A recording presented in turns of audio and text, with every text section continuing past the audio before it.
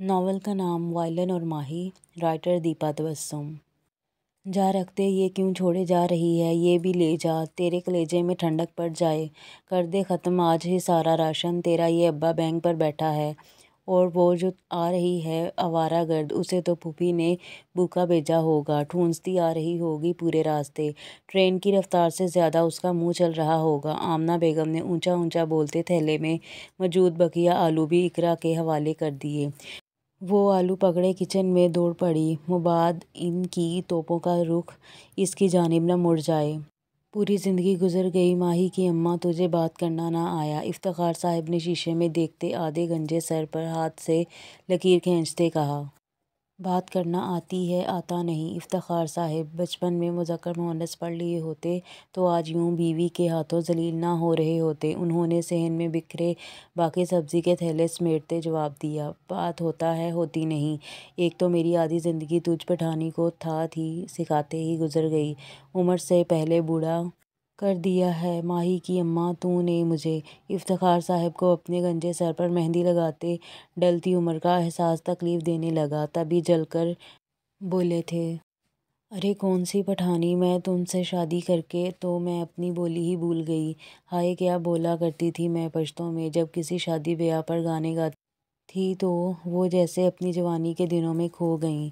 اے بس کر ماہی کی اماں، تجھے تو تب بھی پشتو نہیں آتی تھی، اور آواز وہ تو تیری مرغے جیسی، ہائے میرے ہی کان خراب ہو گئے تھے جو تیرے لالا کے بیاہ پر تیرے پشتو گانے پر دل ہار بیٹھا۔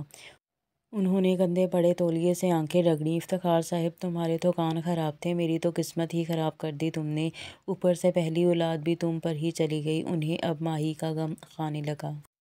ابا میں آ گیا، لکڑی کے دو پٹ پر مشتمل خستہ حال دروازہ نارنجی پٹیالہ شلوار اور دوپٹے کے ساتھ سفید قمیض پہنے ایک خوش شکل لڑکی کے دھاڑ سے کھولنے پر ہل کر رہ گیا تھا۔ اے شیطان کی خالہ، آرام سے، ابھی یہ 15ویں صدی کا لگا دروازہ تیرے ہاتھ میں آ جاتا کم عقل۔ آمنہ بیگم کی بات پر ماہر نے مڑ کر دروازے کو دیکھا جو ابھی تک تھر تھرا رہا تھا، پھر ایک آنکھ میچ کر مڑی اور افتخار صاحب کو دیکھنے لگی۔ وہاں سے دفعہ کرو کے سگنل ملتے ہی وہ اچھلتی ہوئی ان کے گلے میں باہیں ڈال چکی تھی، کلائیوں میں پہنی ڈھائی درجن کالی چوڑیاں چھن چھنا اٹھتی تھیں۔ آ گیا میرا بیٹا، انہوں نے ماہی کے ماتھے پر بوسہ دیا۔ آنا ہی تھا نا، اس کم عقل نے دوبارہ ماں کا خون جلانے، پہلے کیا کم پھوہر تھی، اب پھوپھی کے ہاں سے آ کر تو رہی سہی عقل بھی چلی گئی ہوگی۔ اماں پھر بول پڑیں، ابا، ماہی نے رونی صورت بنا کر انہیں پکارا۔ اے ماہی کی اماں، خبردار جو میری بیٹی یا بہن کو کچھ کہا تو۔ انہوں نے بیگم کو آنکھیں نکالیں۔ ہاں نہیں تو، ماہی سر ہلا کر بولی، مگر جوں ہی نظر آمنہ بیگم کے چہرے پر موجود سخت تاثرات پر پڑی، وہ دھیرے دھیرے پیچھے کھسکنے لگی۔ شرم نہیں آتی تجھے، میاں بیوی کے درمیان پھوٹ ڈالتے، رک ذرا تو۔ انہوں نے جھک کر جوتی اٹھائی۔ وہ اماں، وہ میں، وہ افتخار صاحب کے پیچھے چھپنے لگی۔ ابا مدد کے لیے پکارا۔ وہ ماہی بیٹا، جوتا بہت گندا ہے اور حمایتی کو بھی پڑنے کے امکانات ہیں، وہ بیچارگی سے بولے۔ ابا، ماہی ان کو دھکیل کر سیڑھیاں چڑھنے لگی۔ اماں کے جوتے نے اس کا پیچھا کیا، اس نے جوتی کیچ کرتے زبان چڑھائی اور آمنہ بیگم کو دوسرا جوتا اٹھاتے دیکھ کر اوپر بھاگ گئی۔ کچن میں کھڑی اقرا نے اس کو اوپر جاتے دیکھ ماتھے پر ہاتھ رکھا۔ اوہ نو، اب بجو کو پتہ چلے گا کہ ان کا کمرہ سائم بائی کو دے دیا ہے۔ سائم بائی تو گئے کام سے۔ وہ سائم پر فاتحہ پڑھ کر دوبارہ سے چنا چاٹ کے لیے آلو کاٹنے لگی۔ افطاری کا وقت قریب تھا۔ ہائے اللہ، کیا حالت بنا رکھی ہے چھت کی، میں نہیں تھی تو میرے کبوتروں کو بھی کسی نے نہیں پوچھا، ابھی ان کی خبر لیتی ہوں۔ ہاں نہیں تو، اس نے چھت پر بنے لال اینٹوں کے ایک چھوٹے سے کمرے کی طرف قدم بڑھائے جو کہ غالباً 20 دن پہلے اس کا ہوتا تھا۔ اے اٹھ، تجھے تو میں پوچھتی ہوں، میرے کبوتروں کا کیا حال کر رکھا ہے تو نے؟ اٹھ اقرا کی بچی، اس نے کمرے میں لوہے کی چارپائیوں کے پلنگ پر ڈھیر وجود پر سے چادر کھینچ لی۔ اس چادر کھینچنے پر بغیر قمیض کے سفید شلوار پہنے غافل وجود ہوش میں آیا تھا۔ پہلی بار کسی اجنبی کو ایسی حالت میں دیکھ کر اس کا چیخنا ایک بے ساختہ عمل تھا۔ کسی کے روم میں انٹر ہونے سے پہلے ناک کیا جاتا ہے۔ وہ چادر اس سے کھینچ کر اپنے اوپر لیتے برہمی سے بولا، او ہیلو مسٹر، یہ روم میرا ہے اور تم مجھے ہی یہاں آنے کے آداب سکھا رہے ہو؟ ہاں نہیں تو، وہ خونخوار نظروں سے چادر میں لپٹے صائم کو دیکھ کر بولی۔ یہی ہوگی وہ شیطان کی خالہ، الوؤں کی نانی، آلوؤں کی دل دادی کم عقل ماہی۔ اس نے دل میں سوچا، یہ سب خطاب وہ آمنہ کے منہ سے پچھلے 20 دن میں ماہی کے لیے سن چکا تھا۔ کیا بڑبڑا رہے ہو؟ اٹھو اور نکلو میرے کمرے سے، نہیں تے تیریاں ہڈیاں دا بڑتا بنا دینا میں۔ نہیں تو تمہاری ہڈیوں کا بڑتا بنا دینا ہے میں نے۔ ہمیشہ کی طرح وہ غصے میں اردو سے پنجابی پر شفٹ ہو چکی تھی۔ جی، اس کی باتوں پر کان لپیٹے لیٹا صائم پنجابی میں کہا گیا جملہ نہ سمجھ سکا تھا، تبھی اٹھ کر حیرانی سے اسے دیکھنے لگا۔ اس کے اٹھنے سے چادر ڈھلک چکی تھی۔ اف، ماہی نے اس کی جانب سے رخ موڑ لیا۔ قمیض اٹھاؤ اپنی اور نکلو میرے کمرے سے۔ ہوں، آیا بڑا سلمان خان، ماہی منہ موڑے ہی تڑک کر بولی تھی۔ تم چلی جاؤ کمرے سے، آئی بڑی ہیروئن بننے۔ وہ بھی جواباً اسی کے انداز میں بولتا قمیض پہننے لگا۔ نکلو اب، ماہی نے باہر کی جانب اشارہ کیا۔ وہ اتنی عزت افزائی پر اسے گھورتا اپنے جوتے پاؤں میں پھنساتا کمرے سے نکل گیا۔ پاگل لڑکی، جاتے جاتے وہ اسے سلگانے کو بول گیا، مگر وہ نہیں جانتا تھا کہ وہ اس کے گلے پڑ جائے گی۔ کیا کہا؟ ماہی نے اس کا راستہ روکا۔ ہٹو آگے سے، وہ بیزاری سے بولا۔ ماہی نے غصے سے 6 فٹ کے قد کے سامنے حد سے زیادہ سفید رنگ اور سیاہ گہری آنکھوں والے شخص کو دیکھا۔ ابھی کیا کہا تم نے؟ پشتو میں گالی دو گے مجھے اور میں سمجھ نہیں سکوں گی؟ ہاں میں نہ صحیح، میری اماں پٹھانی ہیں، خوب جانتی ہوں تم لوگوں کی بولی۔ ہاں نہیں تو، چلو شرافت سے بتاؤ ابھی کیا کہا؟ وہ دونوں ہاتھ کمر پر ٹکائے آخر میں ہاتھ سے اشارہ کرتے بولی۔ تم تو خوب جانتی ہو ہماری بولی، تو اب سمجھ جاؤ کہ کیا کہا میں نے۔ اور چوڑیوں کی دکان آج کے لیے عرض ہے کہ میں نے کوئی گالی نہیں دی، تعریف کی ہے۔ جملے کے آخر میں شرارتاً کہا گیا تھا، جبکہ ماہی تو اس کے چوڑیوں کی دکان کہنے پر ہی تلملا اٹھی تھی۔ دفعہ ہو جاؤ، ڈوب کے مر منحوس مارا، تیری ماں تیریاں ٹنگاں اپنے، تیرا ابا تیرا کیما بناوے۔ دفعہ ہو جاؤ، ڈوب کر مر جاؤ منحوس کہیں کے، تمہاری امی تمہاری ٹانگیں توڑے، تمہارا باپ تمہارا کیما بنائے۔ وہ اس کو سناتی ہوئی جا کر کمرے میں بند ہو گئی۔ صائم باہر کا باہر ہی کھڑا رہ گیا۔ خالہ صحیح کہتی ہیں، اس کے بارے میں کم عقل، اللہ جانے کیا کیا بول کر چلی گئی مجھے، وہ سوچتا ہوا سیڑھیاں اترنے لگا۔ ابا، وہ صحن میں بچھی چارپائی پر افتخار صاحب کے برابر بیٹھتے ہوئے بولی۔ ہاں، انہوں نے بڑا سا نوالہ منہ میں ڈالتے جواب دیا۔ ابا، یہ اماں کا بھتیجا کیوں آیا ہے؟ میں بتا رہی ہوں، میں اپنے کمرے میں سوؤں گی، یہ جہاں مرضی جائے۔ ہاں نہیں تو، ماہی نے خفا ہوتے کہا۔ ماہ رمضان کی وجہ سے اس کا میوزیکل انسٹی ٹیوٹ بند ہے، آج کل عید کے بعد کھلے گا۔ سب دوست اپنے اپنے گھروں کو روانہ ہو گئے تو تیری اماں نے اسے یہاں بلوایا۔ وہ رغبت سے کھاتے ساتھ ساتھ بول بھی رہے تھے۔ تو یہ بھی اپنے گاؤں جا مرتا، یہاں کیا لینے آیا ہے؟ ماہی نے کوفت سے کہا۔ اس کی انبن چل رہی ہے اپنے دادا کے ساتھ، وہ کہتے ہیں شادی کر لے، پھر بھلے چلا جائے کینیڈا۔ بس اسی وجہ سے سال ہو گیا ہے گھر نہیں گیا۔ افتخار صاحب نے کھانا ختم کر کے پانی کا گلاس بھرا۔ تو کینیڈا جانے والی شکل ہے اس لنگور کی۔ ہاں نہیں تو، ماہی جل کر بولی۔ ہاں ہاں ہاں، ایسی بھی بات نہیں، 4 بندوں کا میوزیکل بینڈ ہے اور کینیڈا میں ایک بڑے پروگرام میں سلیکشن بھی ہو گیا ہے ان کا، 2 مہینے بعد جانا ہے۔ بس اس کا دادا چاہتا ہے ان 2 مہینوں میں یہ کسی طرح شادی کر لے۔ ان کی بات پر ماہی سوچنے لگی کہ بندہ شکل سے اتنا قابل نہیں لگتا جتنا حقیقتاً ہے۔ ابا اس کارٹون کو کوئی لڑکی دے گا تب کرے گا نا شادی؟ ہاں نہیں تو، اپنی بات پر وہ کو ہی کھلکھلا کر ہنس دی۔ افتخار صاحب بھی مسکرانے لگے۔ ہر وقت گدھوں کی طرح کھی کھی لگائے رکھنی ہے، یہ نہیں کہ اماں کا ہاتھ بٹا دے۔ صحن کے ایک کونے میں بنے کچن سے آمنہ بیگم ہاتھ میں سالن کا ڈونگا لیے نمودار ہوئیں۔ اسی وقت صائم بھی تراویح کی نماز پڑھ کر مسجد سے آیا تھا۔ کیا اماں اتنی بھوک لگی تھی؟ کچن میں کھڑے ہونے کی ہمت ہی نہ ہوئی۔ ماہی نے صائم کے سامنے اتنی عزت ملنے پر غصانی سی ہو کر کہا، بھوک لگی تھی؟ تیرا کون سا روزہ تھا؟ افطاری میں چاٹ پکوڑے چٹ کر کے بھی تیرا یہ کنواں نہیں بھرا؟ اماں نے تو آج حد ہی کر دی۔ اس پر صائم کی دل جلا دینے والی مسکراہٹ۔ نہیں کھانا مجھے، ایک وقت کی روٹی کے لیے ساسوں والے طعنے سنو۔ اس سے بہتر ہے بندہ بھوکا رہ لے۔ وہ روحانسا لہجے میں بولتی چارپائی سے نیچے اترنے لگی۔ میرے بیٹے کو خفا کر کے آ گیا تجھے سکون؟ افتخار صاحب نے انہیں گوری دی اور ماہی کو منانے چل دیے۔ ان پنجابیوں سے بڑھ کر کوئی ڈرامے باز نہیں دیکھا آج تک۔ آمنہ بیگم نے بڑبڑاتے ہوئی صائم کی پلیٹ میں سالن نکالا۔ شکریہ، ٹر ٹر کی مشین گئی، اب سکون سے کھانا تو کھا سکوں گا۔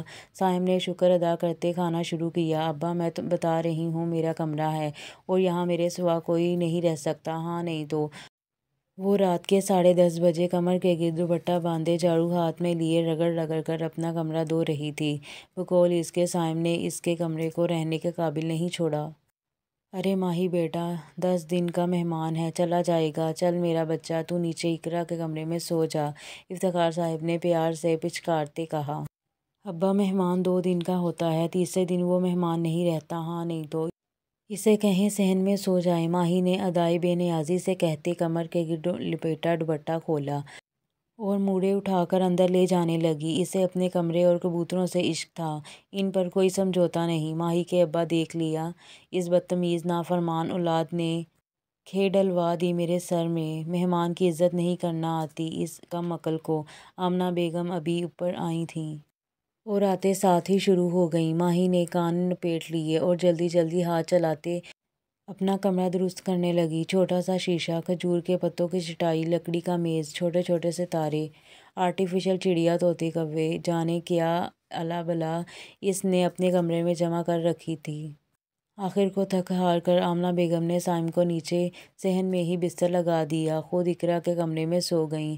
اف یہ اتنی جلدی ختم ہو گئے گپ۔ اندھیرا کیے سامنے ڈوبے نما چھوٹے چھوٹے سے ٹی وی پر پنجابی فلم چوڑیاں دیکھتے اس نے خوف سے کہا۔ سنیکس ختم ہو چکے تھے جو اس نے ٹرین میں خریدے تھے۔ وہ دبے پاؤں نیچے صحن میں آئی، سوچا کچن میں کچھ کھانے کو مل جائے گا۔ اف یہ منحوس مارا کیا کر رہا ہے آدھی رات کو جاگ کر۔ وہ بے چینی سے ٹہلتے باری باری منہ پر ہاتھ پھیرتے صائم کو نظر انداز کر کے کچن میں چل دی۔ ہائے اللہ یہاں بھی کچھ نہیں ہے۔ ماہی آج تو بھوک سے ہی مر جائے گی۔ اس نے خالی پتیلیاں الٹ پلٹ کر کے دیکھیں۔ ماہی اس کو اپنی پشت پر۔ صائم کی آواز آئی، ایک اس کی کمی تھی۔ ماہی کا حلق تک کڑوا ہو گیا، جبراً مسکراتے وہ پلٹی۔ جی فرمائیے، کھا جانے والے انداز میں کہا گیا، مگر نظر جوں اس کے چہرے پر پڑی ماہی کی فوارے نما ہنسی چھوٹ گئی۔ ہا ہا ہا لال ٹماٹر صائم کے سرخ چھوٹے چھوٹے دانتوں سے بھرے چہرے کو دیکھ کر کہا گیا۔ پلیز کوئی ٹیوب وغیرہ لا دیں، صحن میں اتنے مچھر ہیں، کاٹ کاٹ کر برا حشر کر دیا ہے۔ وہ اس کا مذاق اڑانے والا انداز نظر انداز کر کے منطقی لہجے میں بولا۔ اس کا پورا چہرہ جل رہا تھا۔ رکو لاتی ہوں اسے۔ آخر کار ترس آ ہی گیا۔ یہ لو۔ 10 منٹ بعد کہیں جا کر وہ مرہم لائی تھی۔ صائم کو تو لگا ٹرکھا کر چلی گئی۔ شکریہ، وہ مجبوراً بولا، ورنہ دل تو چاہ رہا تھا یہی ٹیوب اس کے منہ پر دے مارے۔ ایسے مت لگانا، پہلے منہ دھو لو۔ ماہی کو اب واقعی اس کی فکر ہونے لگی۔ اس کا پورا چہرہ سوج گیا تھا۔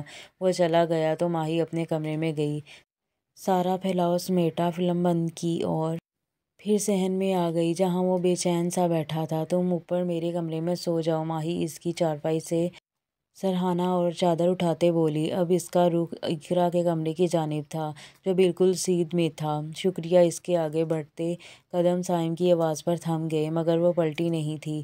پھر اس نے محسوس کیا وہ چلا گیا۔ پیچھے مڑ کر دیکھا، وہ چھت کی سیڑھیاں چڑھ رہا تھا۔ اسے اپنے کمرے کی عادت تھی۔ آج کی پوری رات اس کی کروٹیں بدل کر گزر گئی۔ یہ تھی ماہی کی کسی اجنبی کے لیے پہلی قربانی۔ ابا اماں کو دیکھ مان کی ہی نہیں دے رہی۔ ماہی نے منہ بسوڑتے باپ کو دیکھا۔ اس کی سنتا کون ہے؟ تو کر لے نوکری، تیرا ابا تجھے اجازت دیتا ہے۔ وہ چوڑے ہوتے اس کا سر تھپ تھپاتے بولے۔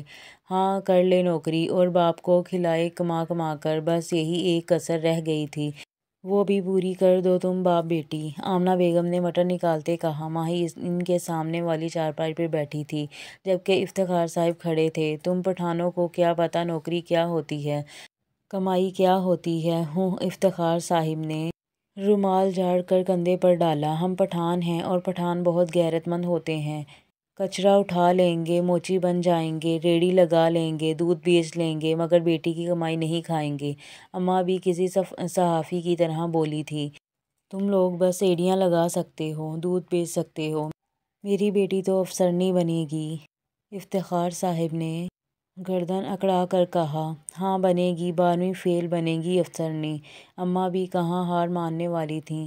نہیں، تجھے کیا تکلیف ہے میری دی سے؟ ابا کو ان کا انداز سخت گراں گزرا تھا۔ اس نکمی کو مل ہی نہ جائے کوئی نوکری۔ انہوں نے بات سمیٹتے بٹنوں کی ٹوکری اٹھائی اور کچن میں چل دیں۔ ابا، ماہی نے رونی صورت بناتے کہا، ضرور ملے گی نوکری میری دی کو، میں ابھی پتہ کرواتا ہوں۔ افتخار صاحب اسے تسلیاں دیتے باہر نکل گئے، اپنے کچھ دوستوں اور محلے والوں سے کسی لڑکی کے لیے مناسب نوکری کی تلاش میں۔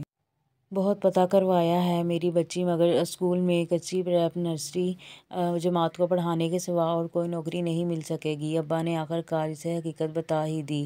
یہ ساری اماں کی بد دعاؤں کا نتیجہ ہے، یہی چاہتی تھیں کہ نہ ملے نوکری مجھے۔ ہاں نہیں تو، ماہی نے روتے ہوئے کہا، اب بس کر۔ کیا مگر مرچ کی طرح آنسو بہا رہی ہے؟ اماں نے اسے ٹوکا۔ کیا ہوا، خیریت؟ صائم نے بھی خالہ کے برابر نشست سنبھالتے ماہی کے آنسو کی وجہ دریافت کی۔ جہاں یہ شیطان کی خالہ ہو وہاں سکون کہاں، آمنہ بیگم نے جواب دیا۔ ماہی پیر پٹکتی چلی گئی۔ صائم نے سوالیہ نظروں سے خالو کو دیکھا۔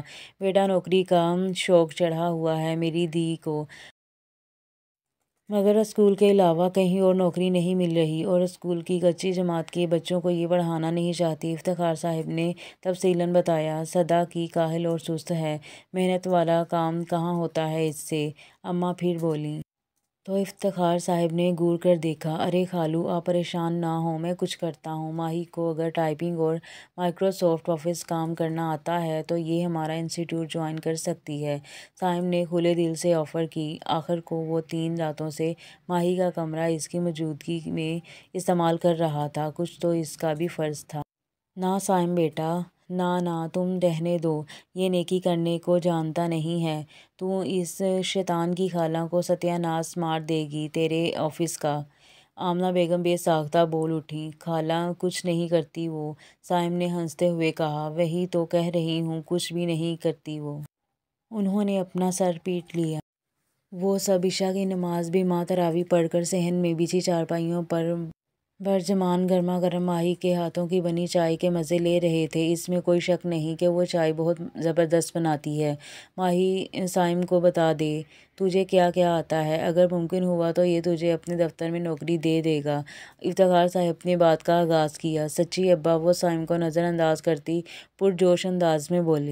پہلے آپ کا ٹیسٹ ہوگا، پھر سلیکشن، صائم نے کہہ کر چائے کی پیالی ہونٹوں سے لگائی۔ ماہی نے اس کی آنکھوں میں ناچتی شرارت صاف دیکھی تھی۔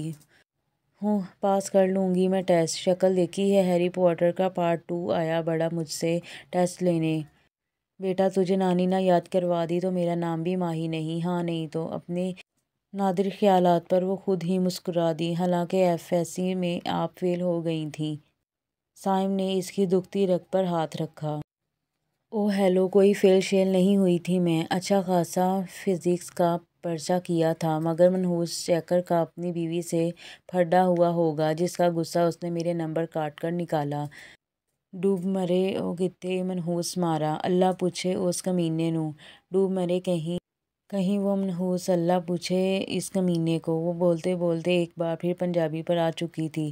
ماہی دفعہ ہو، تو کہیں جا کر استاد کو گالیاں دے رہی ہے۔ اماں کا جوتا اس کے سر کے اوپر سے گزرتا صحن کے آخر میں لگی موٹر میں اٹک گیا۔ لو کر لو گل، ایک ہی جوتی تھی اماں تیرے پاس مارنے کو، وہ بھی گئی۔ وہ ڈیٹھوں کی طرح بیٹھی رہی۔ رک، ایک اور بھی ہے۔ دوسرا جوتا سیدھا ماہی کے کندھے پر لگا۔ ابا، اس کی تیکھی آواز میں چیخنے پر صائم نے کانوں میں انگلیاں ٹھونس لیں۔ ماہی کی اماں، کسی کے سامنے تو میری دی کی عزت رکھ لیا کرو۔ افتخار صاحب کے سامنے ہی شروع ہو گئے، مت بولو مجھے ماہی کی اماں، اس موٹی عقل کی اماں نہیں ہوں میں۔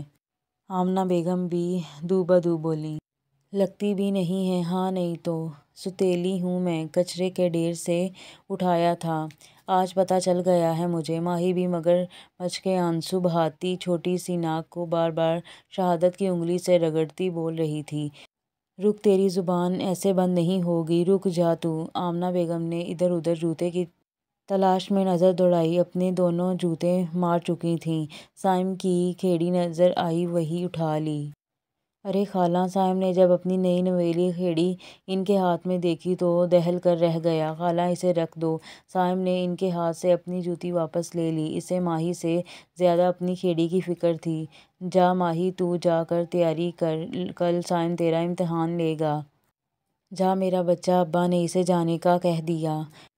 وہ ابھی فوراً اپنی نشست چھوڑ چکی تھی۔ اور یہاں ہماری قسط نمبر 1 کا اختتام ہوتا ہے، اور ملتے ہیں اگلے قسط میں۔ تب تک کے لیے اللہ حافظ۔